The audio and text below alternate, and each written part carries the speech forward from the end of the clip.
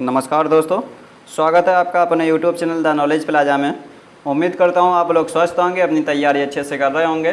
तो जैसा कि आप लोग यहाँ पे स्क्रीन पर देख पा रहे हैं, आज हम यहाँ पे ऐसी ट्रिक के बारे में बताएंगे जिससे कि आप लोग, जो कि बहुत ही कम लोगों को इस ट्रिक के बारे में पता होता है। आप चाहे किसी भी एग्ज़ाम की प्रिपरेशन कर रहे हो जिसमें MCQ आते हैं, तो आप लोग ये वीडियो देख सकते हैं लास्ट तक, जो आपके लिए काफ़ी हेल्पफुल साबित होगी। तो चलिए अब वीडियो शुरू करते हैं। वीडियो शुरू करने से पहले जो लोग चैनल पर पहली बार आए हुए हैं वो लोग चैनल को सब्सक्राइब कर लें, बेल आइकन प्रेस कर दें, जिससे कि आने वाली वीडियो की नोटिफिकेशन आपको समय पर मिल जाएं। तो यहाँ पे आप लोग जैसा कि देखे होंगे कि ये जो है कम से कम 0.1% लोगों को ही इसके बारे में जानकारी होती है। तो आज हम यहाँ पे आपकी जो है 6 पॉइंट आपको बताएंगे। 6 जो है रिसर्च बेस्ड यहाँ पे जानकारी मिलेगी और उस पर कंडीशन अप्लाई रहेंगी। ठीक है, आप लोगों को कंडीशन आगे तक बताई जाएंगी। सीधा का सीधा ऐसा आप लोग ये नहीं कहेंगे कि तुक्का मारने का तरीका सिखा रहे हैं। यहाँ पे साइंटिफिक वे में आपको आंसर लगाना सिखाएंगे, रिसर्च बेस पे जो आपकी बात होगी यहाँ पे। ठीक है, तो यहाँ पे जो हम आपको 6 स्टेप बताएंगे, 6 स्टेप जो MCQ वाले क्वेश्चन होते हैं, मतलब MCQ वाले जितने भी पेपर होते हैं उनको सॉल्व करने के 6 स्टेप आपको यहाँ पे बताएंगे। ठीक है, तो चलिए अब वीडियो शुरू करते हैं। सबसे पहला स्टेप क्या होता है इसमें जो 6 स्टेप होंगे, इसमें चौथा और पांचवा आपके लिए बहुत ही आपको अच्छा लगेगा, तो इसमें आप लोग देख सकते हैं। पहला स्टेप क्या है? पहला स्टेप क्या होता है? पहला स्टेप है आपका नेवर फॉलो सीक्वेंस। ठीक है, आप लोग नोट करते रहेंगे और मतलब सीखते रहेंगे, नोट करें या ना करें, मतलब आपको सीक्वेंस कभी भी फॉलो नहीं करना है। अब इसको समझ लेंगे। नेवर फॉलो स्टॉप, इस जो सीक्वेंस होता है इसका मतलब क्या होता है? जैसे आपके पेपर जो है परीक्षा में कैसे आते हैं, आपके जो पेपर आते हैं जैसे 1, 2, 3 और 200, मतलब 200 क्वेश्चन लगभग आते हैं। अगर किसी भी एग्ज़ाम में 200 क्वेश्चन आते हैं तो उनका सीक्वेंस ऐसा होता है। तो आप लोगों को ये नहीं करना है कि हम पहले से शुरू हो गए, फिर दूसरा करेंगे, फिर तीसरा करेंगे, फिर चौथा करेंगे, फिर पांचवा करेंगे और लास्ट में जाके 200वां क्वेश्चन करेंगे। तो ऐसा आपको नहीं करना है। ठीक है, आपको ऐसा नहीं करना है। आपको क्या करना है? पहले आपको जैसे शुरुआत से शुरू नहीं हो जाना है। तो पहला पॉइंट आपका ये हो गया, आपको सब कुछ बातें जो है लास्ट तक क्लियर हो जाएंगी। तो आप लोग यहाँ पे देखते रहेंगे। दूसरा क्या होता है? कोई भी क्वेश्चन है वो आपको 3 स्टेज में अटेम्प्ट करना है। दूसरा क्या है? हमने 6 स्टेप बताए। दूसरा स्टेप आपका क्या है? जो अटेम्प्ट आप करेंगे, क्वेश्चन आप लोग जितने भी सॉल्व करेंगे, जैसे 200 क्वेश्चन आपके पेपर में आ गए तो इसको 3 स्टेज में आप लोग सॉल्व करेंगे। ठीक है, 3 स्टेज में आप लोग सॉल्व करेंगे। अब 3 स्टेज कैसी होनी चाहिए? क्योंकि बहुत सारी बुक भी इसके ऊपर लिखी जा चुकी हैं, MCQ में कैसे हम लोग अच्छा स्कोर ला सकते हैं, तो वो बुक हमने पढ़ी हैं। तो उसी के बेस पे आपको जानकारी यहाँ पे दी जा रही है। तो उसमें साइंटिफिक वे में सब कुछ बताया गया है। अभी आप लोग आगे जितना बढ़ते जाएंगे उतना ही इसमें इंटरेस्ट आपको आता रहेगा और आप लोग जब पेपर सॉल्व करेंगे तो ऐसा ही आप लोग वहाँ पे देखते चले जाएंगे। तो हमने पहला क्या बताया कि आपको सीक्वेंस फॉलो नहीं करना है, मतलब पहले से शुरू हो गए और दूसरा करेंगे फिर तीसरा करेंगे, ऐसा कुछ नहीं करना है। दूसरी बात क्या है? कोई भी आपको अटेम्प्ट करना है, मतलब 200 क्वेश्चन आ रहे हैं तो वो 3 स्टेज में आप लोग तोड़ करके उसको सॉल्व करेंगे।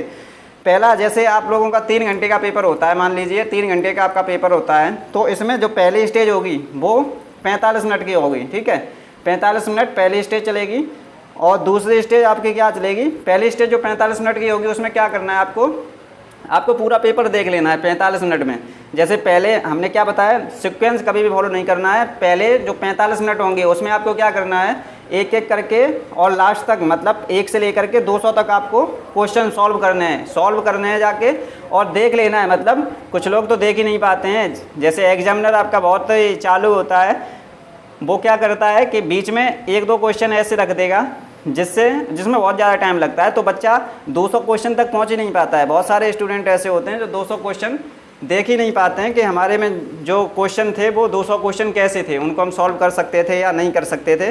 तो एग्जामिनर ऐसे बहुत सारा कर देता है, जिससे कि बच्चे बहुत ही कम अटेम्प्ट कर पाते हैं और उनको जो क्वेश्चन आते हैं वो भी छूट जाते हैं। तो पहला आपको यही करना है, जितना पहले आपको आ रहा है उतना आप लोग एक बार सब देख लेंगे और 45 मिनट में वो पूरा कर लेंगे। और दूसरा आपका जो स्टेज होगा वो सबसे बड़ा होना चाहिए, ठीक है। तीनों स्टेज में दूसरा स्टेज सबसे बड़ा होना चाहिए, दूसरा स्टेज आपका सबसे बड़ा होना चाहिए, कम से कम आपका 1.5 घंटे का दूसरा स्टेज होना चाहिए।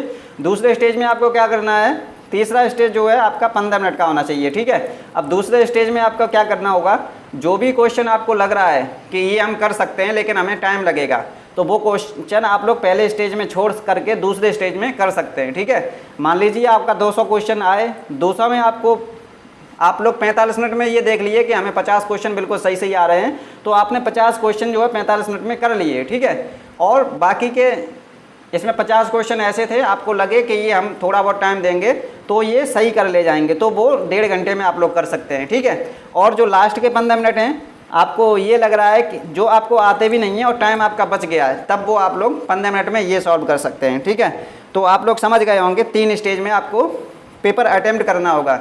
और जो है आपकी OMR सीट कैसे भरते हैं वो आपको अगली वीडियो में हम बता देंगे। अभी केवल यहाँ पे MCQ सॉल्व करने की टेक्निक इसमें बताई जाएगी, अगली वीडियो जो आएगी उसमें हम आपको OMR सीट भरना भी सिखा देंगे, क्योंकि बहुत सारे स्टूडेंट का सिलेक्शन OMR सीट सही से नहीं भरने के कारण ही रुक जाता है। तो 2 आपको हमने बता दिए, एक नेवर फॉलो स्टेप, आपको जो सीक्वेंस होता है उसको फॉलो नहीं करना होता है। दूसरा हमने बताया कोई भी अटेम्प्ट है आपको 3 स्टेज में करना होता है। पहली स्टेज आपकी 15 मिनट की जो थी, 45 मिनट की, और दूसरी 1.5 घंटे की, और तीसरी 15 मिनट की। तो उसमें आपको सबको समझा दिया। अब तीसरा क्या होता है, तीसरा जो है तीसरा स्टेज आपका क्या होता है, जो 6 स्टेज समझ जाएगा वो यहाँ पे सब कुछ अपना पेपर है वो अच्छे से कर ले जाएगा, ठीक है। क्योंकि 0.1% ही ऐसे लोग हैं, आप लोग में से कोई भी नहीं ऐसी ये टेक्निक जानता होगा, एक भी स्टूडेंट। तो आप लोग को समझ सकते हैं कितने स्टूडेंट इस बारे में जानते होंगे, ठीक है। तो अब तीसरा आपका स्टेज क्या होता है, एलिमिनेट ऑप्शन, ठीक है। एलिमिनेट ऑप्शन आपको करने होंगे। ऑप्शन एलिमिनेट करना मतलब क्या होता है, ऑप्शन को हटाना। अब हटाएंगे आप लोग कैसे, तो वो हम आपको यहाँ पे बता रहे हैं, ठीक है। आपसे यहाँ पे एक रिक्वेस्ट करना चाहेंगे, जो हमारी वीडियो होती हैं वो आप लोग लास्ट तक देखा करिए। लास्ट तक अगर नहीं देखेंगे, क्योंकि अभी ज़्यादा जो है हमको वो इतना एक्सपीरियंस नहीं है, तो हम जो चीज़ें होती हैं वो कुछ चीज़ लास्ट तक बता पाते हैं, ठीक है। मतलब जब हमारे दिमाग में आ जाता है तभी वो चीज़ बता देते हैं। तो ऐसा ना हो कि आप बिल्कुल जो अच्छी चीज़ हम शुरुआत में बताना चाह रहे थे वो भूल गए हों और वो लास्ट तक आपको पता चल सके, ठीक है। तो कुछ लोग तो शुरुआत में ही देख के और भाग जाते हैं, इसलिए आप लोग लास्ट तक देखेंगे तो कुछ ना कुछ एक्स्ट्रा आप लोग पा जाएंगे इसमें, ठीक है। तो एलिमिनेट ऑप्शन इसमें 2 तरह से आप लोगों को करना है। एक तो रिमूव करनी है आपको ऑफसेट वैल्यू, ठीक है, मतलब जो हट के वैल्यू हो उसको रिमूव करना है। ये सब हमने जो है इंग्लिश में बुक आती है उसी में से सब कुछ हमने पढ़ा है, ठीक है।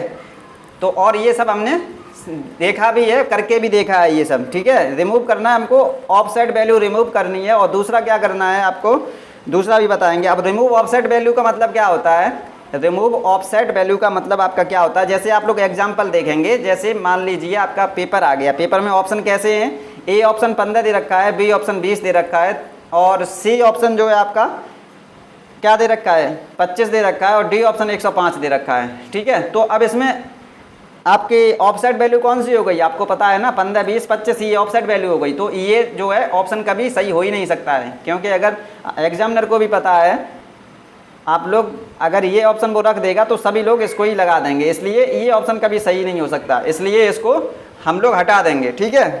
3 ऑप्शन फिर बचे, तो इसको कैसे करना है वो हमारा चौथा स्टेप है, उसमें हम बताएंगे, ठीक है।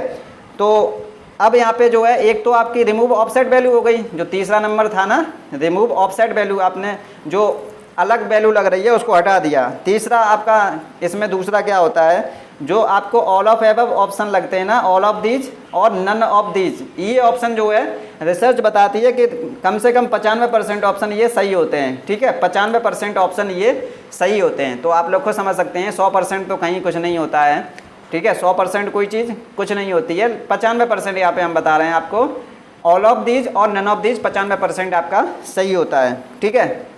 तो 3 स्टेज आप लोग समझ गए होंगे। चौथी स्टेज आप लोग देख लेंगे यहाँ पे।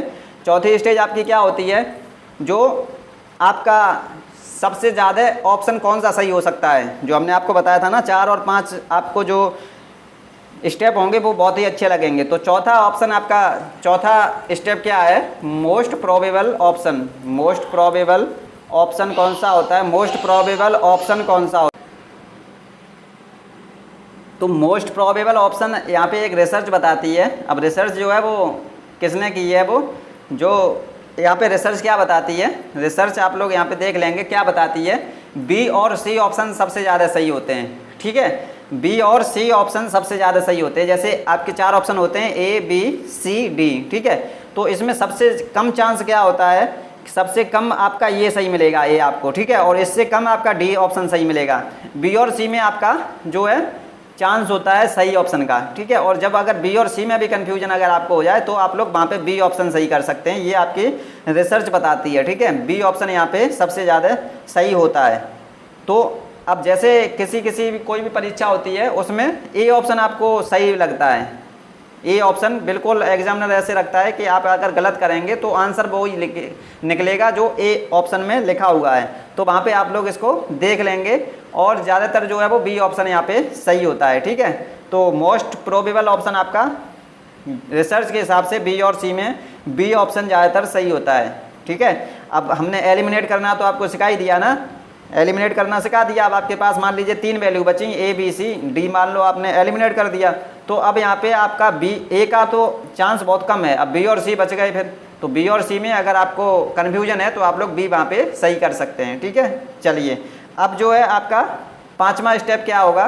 5वां स्टेप जो है, इसकी 6 स्टेप होते हैं, आपको 6 स्टेप पूरे अच्छे से आने चाहिए, तब आप लोग अच्छे से MCQ सॉल्व कर सकते हैं। अब 5वां स्टेप क्या होता है, इसमें डायरेक्ट वैल्यू जो होती है ना उनको याद कर लीजिए, रिमेंबर डायरेक्ट वैल्यू। ठीक है, डायरेक्ट वैल्यू जैसे इसका यूज जो है वो हम कहाँ पे करेंगे, कैलकुलेशन वाले में। जैसे मैथ के क्वेश्चन आपके आ गए तो कैलकुलेशन में इसका यूज हम लोग कर सकते हैं। तो ये जो जैसे पाई का मान कितना होता है, ठीक है, जो आपका पाई का मान कितना होता है और स्क्वायर रूट किसी का कितना होता है। ठीक है, कम से कम 20 का आपको स्क्वायर पता होना चाहिए, 10 तक आपको स्क्वायर रूट पता होने चाहिए। तो ये हम पहले ही आपको बता चुके थे, आप लोग ऐसे याद नहीं हो पाएंगे। तो आप लोग जो है अपने फ़ोन का वॉलपेपर वगैरह बना सकते हैं, इसको फ़ोन का वॉलपेपर बना लें, या फिर अपने व्हाट्सअप वगैरह का वॉलपेपर इसको बना करके और देखते रहेंगे डेली तो याद हो जाएगा। क्योंकि व्हाट्सअप आप लोग ज़्यादा यूज़ करते हैं, ज़्यादा आप लोग व्हाट्सअप में लगे रहते होंगे, इसलिए हम यहाँ पे बता रहे हैं फ़ोन का वॉलपेपर लगा लें, या फिर आप लोग व्हाट्सअप का अपना यूज कर सकते हैं, व्हाट्सअप पे वॉलपेपर लगा सकते हैं जो ज़्यादा चैटिंग वगैरह करते हैं वो लोग। ठीक है, तो उनको अगर आप लोग याद कर लेंगे तो वहाँ पे अच्छे से आप लोग क्वेश्चन सॉल्व कर लेंगे। जैसे मान लीजिए हमें ये ऑप्शन, ये इसका हमको सॉल्व करना है। ठीक है, पाई इंटू 3, तो इसको हम लोग क्या कर सकते हैं, पाई का मान हमें पता है 3.14 होता है, तो यहाँ पे 2 पॉइंट इसको हटा देंगे, 1.14 यहाँ पे हटा देंगे, 3 का जब मल्टीप्लाई करेंगे यहाँ से डिवाइड कर देंगे तो ऊपर भी जो है 2 पॉइंट वहाँ पे लगाने पड़ते हैं। तो यहाँ पे आप लोगों को जो अब जितना आप लोग इसकी प्रैक्टिस करेंगे तो वहाँ पे आपका ऑप्शन सही हो जाएगा। ठीक है, और 6वां स्टेप जो है, 4 और 5 आपके जो है हो गए। 6वां स्टेप क्या होता है, स्मार्ट स्टडी। ठीक है, स्मार्ट स्टडी, स्मार्ट स्टडी अभी लास्ट में हम रिवाइज भी करवा देंगे एक बार, 30 सेकंड में। तो स्मार्ट स्टडी में आपको क्या करना होता है, बहुत ज़्यादा प्रैक्टिस करनी होती है आपको। ठीक है, जितना भी आप लोग प्रैक्टिस कर सकते हैं वो आप लोगों को प्रैक्टिस कर सकती है बहुत ज़्यादा है। ठीक है, क्योंकि आप लोगों को पता होगा एग्जाम में अगर आपका कोई भी नया क्वेश्चन आ गया जो आपने देखा तक नहीं है अभी तक, तो वो आप 100% उसको सही नहीं कर पाएंगे। ठीक है, 100% आप उसका आंसर गलत लगाएंगे।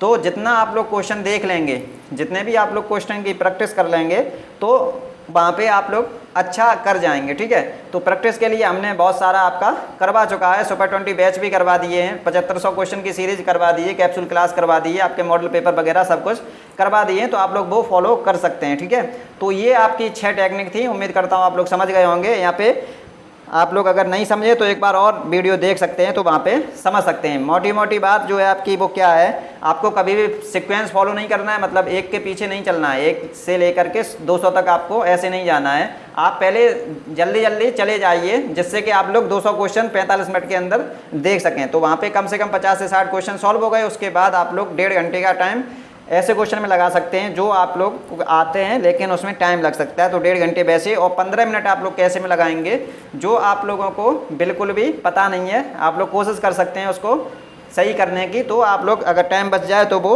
देख सकते हैं। ठीक है, और आपको क्या बताया, एलिमिनेट ऑप्शन करना सिखा दिए। एलिमिनेट ऑप्शन करने के लिए आप लोग देख सकते हैं बी और सी ऑप्शन में, और आपको जो डायरेक्ट वैल्यू होती है वो याद करनी होती है, प्रैक्टिस बहुत ज़्यादा करनी होती है। ठीक है, तो ये सब चीज़ आपको आज बतानी थी, इसलिए आपकी ये वीडियो लेके आए थे।